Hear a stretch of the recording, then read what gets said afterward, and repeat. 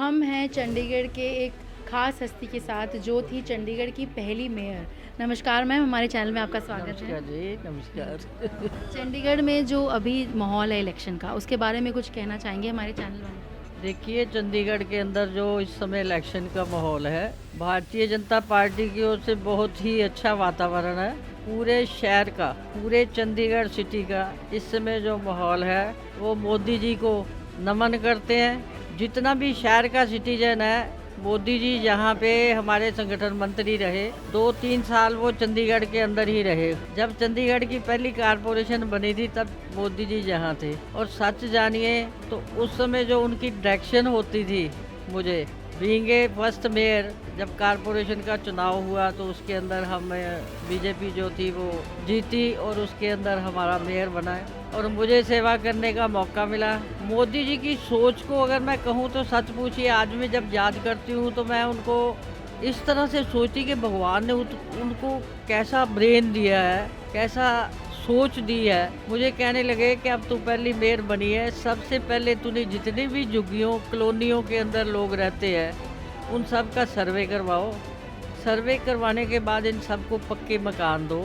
अभी तो नहीं दे सकेगी, लेकिन तू सर्वे करवाएगी और देखेगी कितने लोग हैं जो कॉलोनियों में रह रहे हैं। और सच पूछिए, मैं उनके दिशा निर्देश के मुताबिक सारे चंडीगढ़ की जितनी भी कॉलोनियाँ थी मेरे ही वार्ड में, पंडित कॉलोनी थी, नेहरू कॉलोनी थी, गाँव आए थे 5 मेरे ही, जहाँ से मैंने इलेक्शन लड़ा था, कि गांव का माहौल उस समय अंदर सड़कें नहीं थी, गड्ढे ही गड्ढे थे, पानी की निकासी का प्रबंध नहीं था।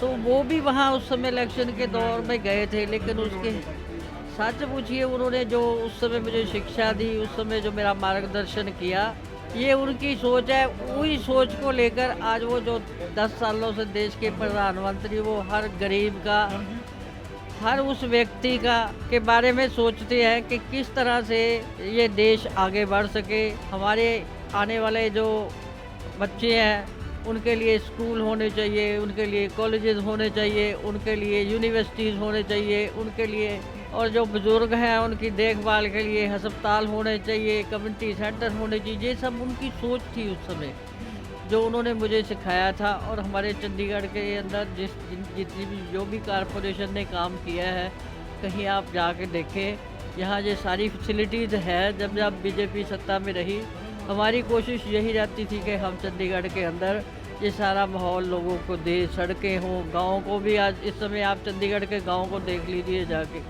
हर जगह आपको सड़कों का जाल बिछा हुआ मिलेगा।